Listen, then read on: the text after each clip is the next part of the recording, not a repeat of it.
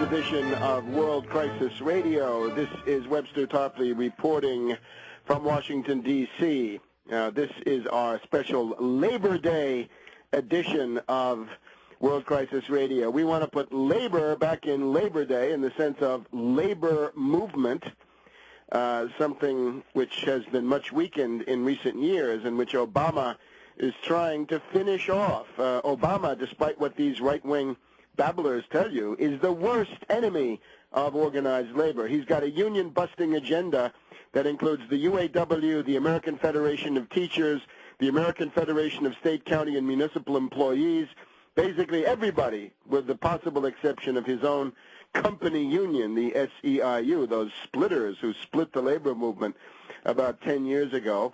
Obama is celebrating Labor Day. He's celebrating Labor Day by having the Labor Department release the new unemployment statistics. 9.7% unemployed under Obama. 216,000 jobs lost in August. That's less than in previous months, but you're basically hemorrhaging 250,000 jobs per month under Obama's pro-Wall Street bailout policies. This is the regime that gives $24 trillion to Wall Street and a couple of $100 billion, peanuts, chump change, for actual stimulus, infrastructure, and social safety net. We've got every state in the union implementing, with some few exceptions, furloughs, unpaid leave for state employees, meaning the busting of those unions, the weakening and demoralization of their bases, while AIG and the big banks announce super bonuses for their parasitical hedge fund hyena employees. So 9.7% unemployed, 216,000 jobs lost. The average work week is down to 33 hours a week, meaning that if you wanted to get hiring going again, you'd have to just increase economic activity by about 1/6, and that would get you up to close to 40 hours a week. And it would be, at the time you reach 40 hours a week, that some people might get hired, but you're 7 hours a week below the level where somebody might get hired.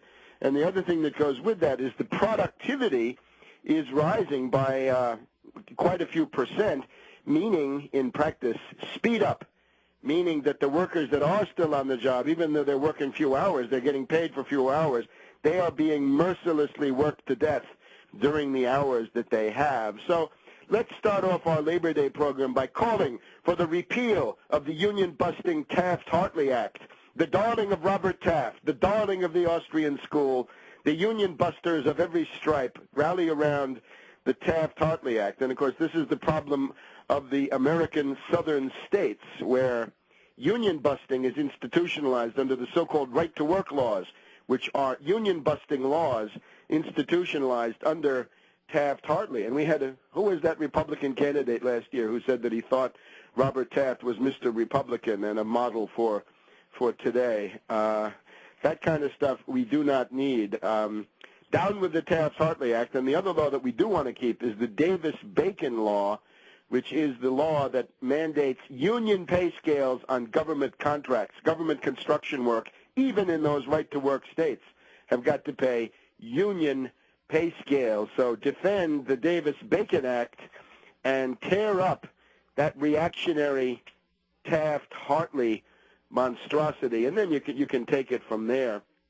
Anyway, Obama celebrates Labor Day with those awful depression statistics, and of course we're now at 21% unemployment according to shadow government statistics. My guess is somewhere between 21 and 25% real unemployment if you took the broadest, most inclusive definition. So this, my friends, is a world economic depression. It's a real one.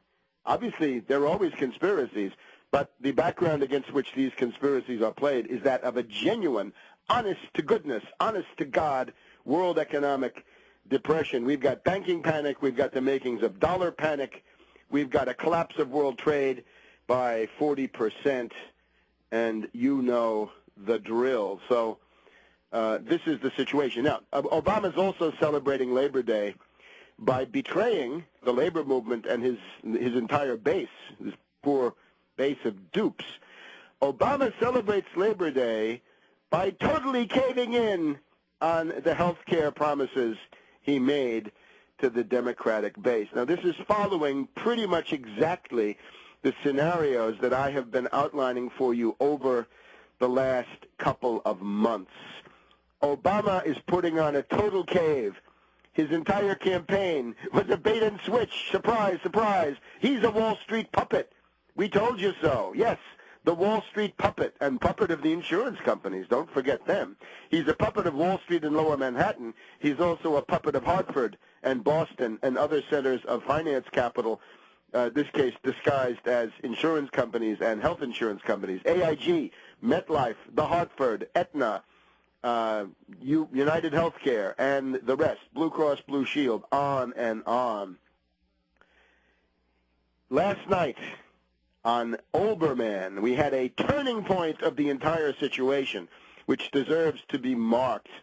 This was the Thursday before Labor Day. Olbermann comes on and says it's clear that the Obama White House is now completely giving up on even this anemic, ill-defined government option or public option or government plan, whatever that might be.